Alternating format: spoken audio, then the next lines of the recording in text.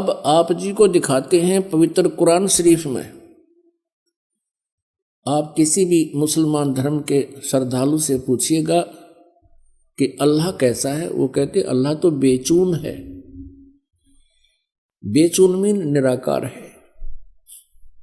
अब कबीर साहब कहते हैं खोजत खोजत था किया अंत कहा बेचून, कि जिस तरीके से ये परमात्मा को खोज रहे हैं वैसे वो मिल नहीं सकता,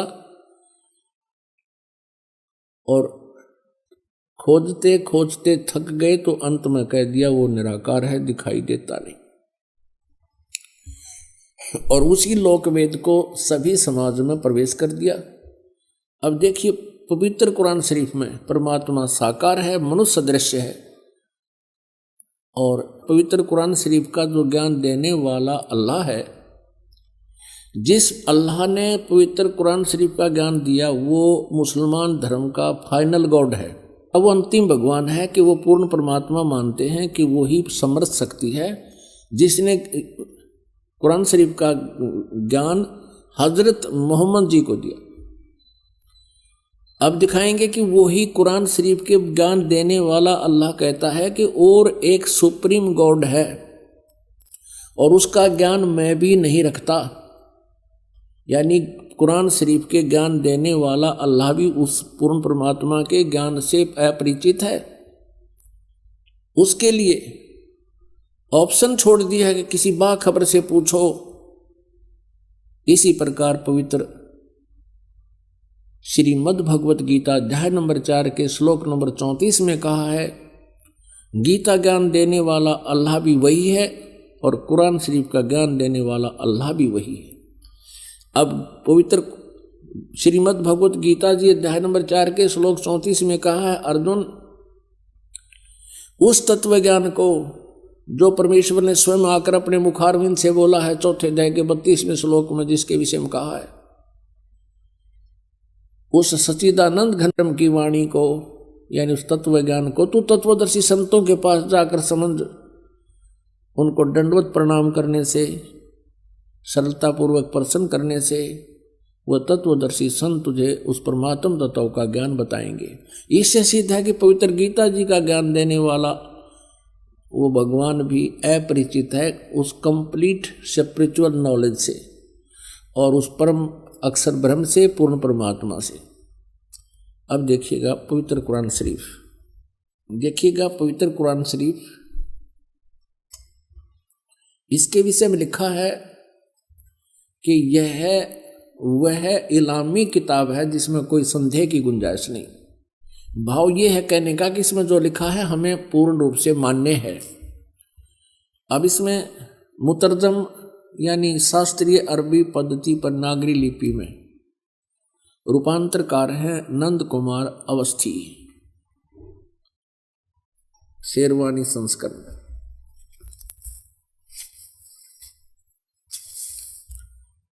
ये भी वही प्रकरण है।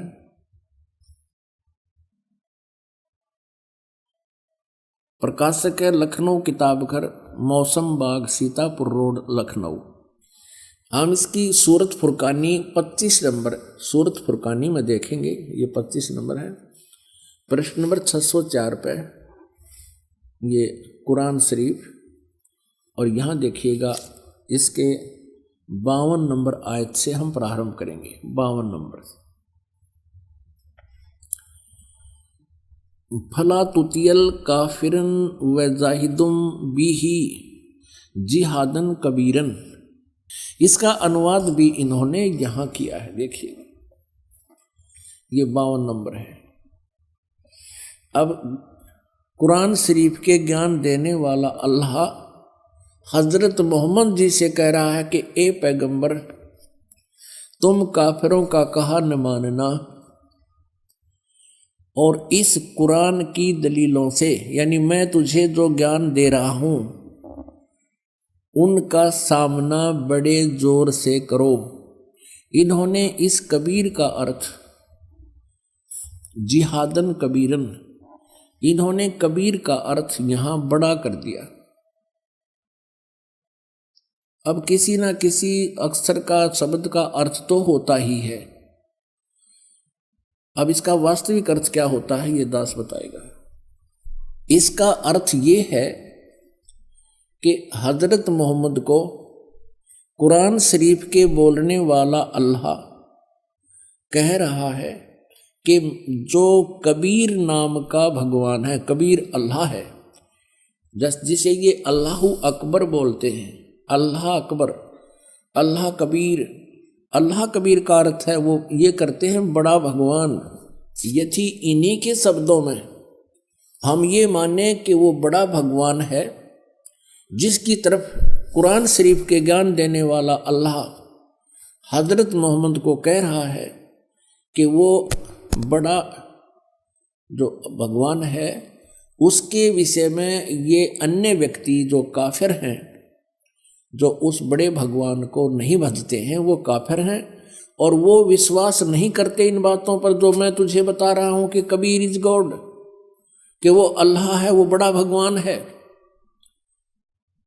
तो तू उनकी बातों में मत आना और मेरे द्वारा दिए गए इस कुरान शरीफ के ज्ञान पर विश्वास रखना और उनकी बात नहीं मानना। इसके लिए तू संघर्ष करना, कबीर के लिए संघर्ष करना, जिहादन कबीरन, इस कबीर भगवान के लिए। कबीर अल्लाह, वो कबीर अल्लाह है, वो कबीर परमात्मा है, सारी सृष्टि का रचनहार है। तू मेरी बातों पे विश्वास कर। और ये काफिर नहीं मानते उस कबीर को, उस भगवान को, उस समर्थ शक्ति को। तू उनकी बातों में मत आना और मेरे द्वारा दिए गए कुरान शरीफ के इन दलीलों पर विश्वास करना और इनके साथ संघर्ष करना, लड़ना नहीं। जिहाद का अर्थ कोई लठ बजाना नहीं, संघर्ष करना। ये चाहे तुझे तंग करें या दुखी करें, लेकिन तू इनकी बातों को मत मानना। इतनी सी बात है। अब यहाँ पर जो कबीर शब्द है, इसमें कबीरन शब्द है, तो दूसरी कुरान मजीद है, पवित्र मजीद है, वो दिखाते हैं। ये पवित्र कुरान मजीद और कुरान शरीफ के और नाम का अंतर है, जो के तो अक्सर हैं, मतलब लाइन पंक्ति का भी अंतर नहीं है, फिर भी इससे बहुत कुछ कंसेप्ट क्लियर होगा। देखिएगा, यह है पवित्र कुरान मजीद, प्रकाशक हैं आसिफ बुक डिपो, 422 मटिया महल, जामा मस्जिद, दिल्ली 6। कुरान मजीद हिंदी मुतरजम मा अरबी मतन, तर्जुमा मौलाना फ़तेह मोहम्मद खान साहिब जालंधरी, तसही मौलाना अब्दुल मजीद सरवर साहिब, प्रकाशक है Farid book depot private limited, नई दिल्ली। यह है सूरत फुरकानी, जो की त्यों, सूरत फुरकानी 25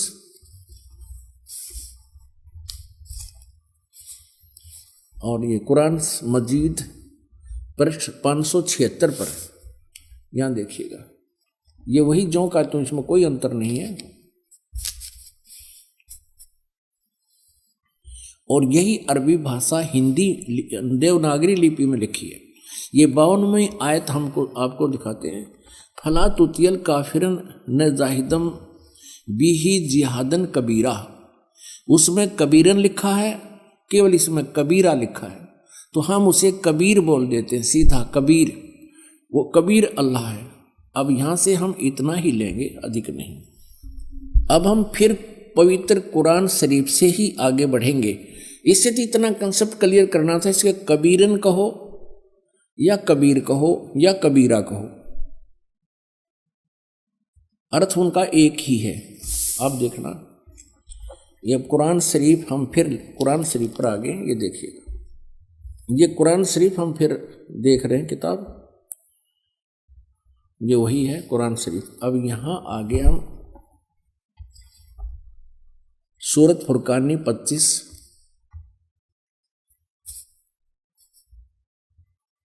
पृष्ठ नंबर 604 पे, और ये वही है नीचे 52वीं आयत। इसमें कबीरन लिखा है, उसमें कबीरा लिखा है स्पष्ट। फला तुतियल काफिरन व जाहिदुम बिही जिहादन कबीरन, ये 52 नंबर आयत है। इसका अनुवाद बहुत अच्छा किया इन्होंने। एक पैगंबर, तू काफिरों का कहा न मानना, और इस कुरान की दलीलों से, यानी मैं जो तुझे ज्ञान दे रहा हूं, उनका सामना बड़े जोर से करो। अब इसका अर्थ ये है कि वो कबीर नामक परमात्मा है और ये काफिर नहीं मानते इस कबीर इज गॉड, और तो भी उनकी बात मत मानना, संघर्ष करना इसके लिए। और ये अब देखना 53, 54, 55, 56, 57, 58, 59 आयत में कितना क्लियर किया है, ये देखिएगा। ये 607 पृष्ठ पे है। हमने 52 नंबर आयत पढ़ ली है, अब 53 पढ़ेंगे। और वही है वो कबीर नामक अल्लाह, वही है जिसने 2 दरियाओं को मिला चलाया, एक का पानी मीठा प्यास बुझाने वाला और एक का खारी कड़वा, और दोनों के एक आड़ और मजबूत रोक बना दी। अब 54 पढ़ेंगे, ये 53 पूरी होगी।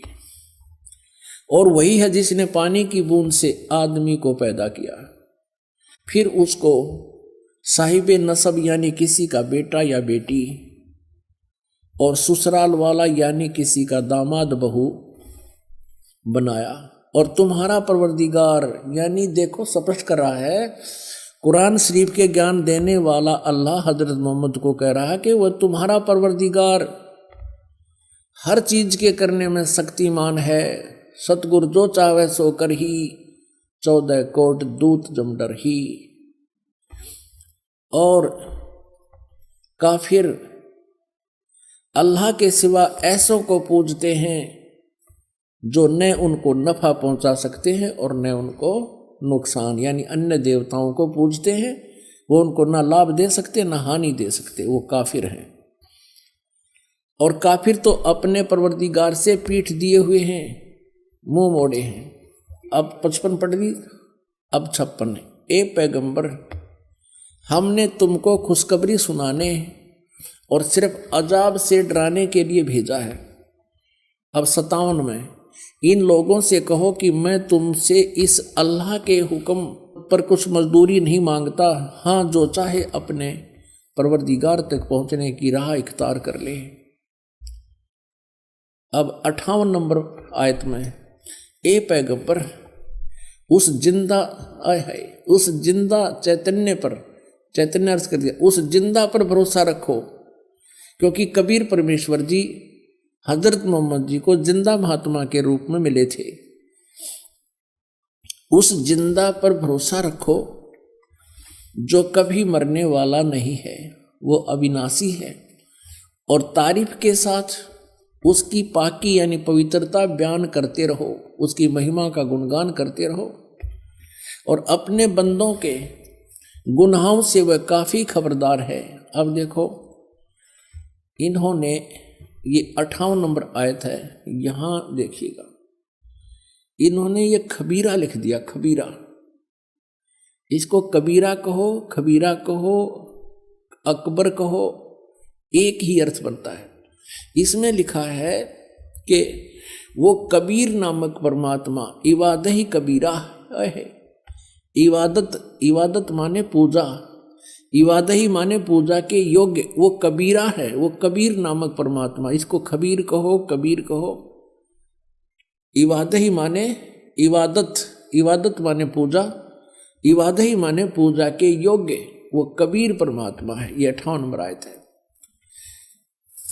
आगे देखो, इसका इन्होंने अर्थ जो किया वो पढ़ेंगे कि ए पैगंबर, उस जिंदा पर भरोसा रखो जो जिंदा महात्मा के रूप में तुम्हें मिला था, रखो, जो कभी मरने वाला नहीं है, वो वास्तव में अविनाशी है, और तारीफ के साथ उसकी पाकी बयान करते रहो, और अपने बंदों के गुनाहों से, यानी अपने भक्तों के पाप का वो नाश कर देता है।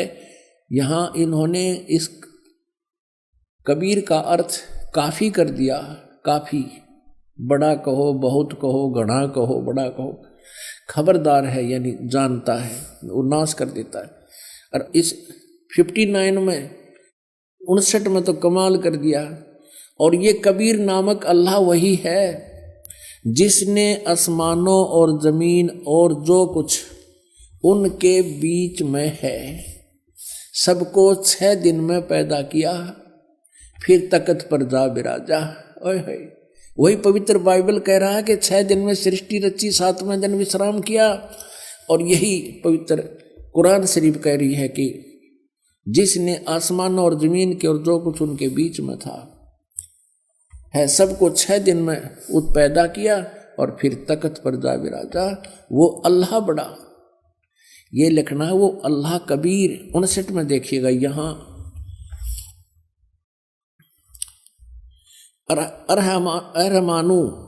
अरहमानु असल फसल बीही यु खबीरन। अब इस खबीरन का अर्थ भी उन्होंने बड़ा कर दिया। वो अल्लाह बड़ा, वो अल्लाह कबीर, यह लिखना चाहिए वो अल्लाह कबीर है।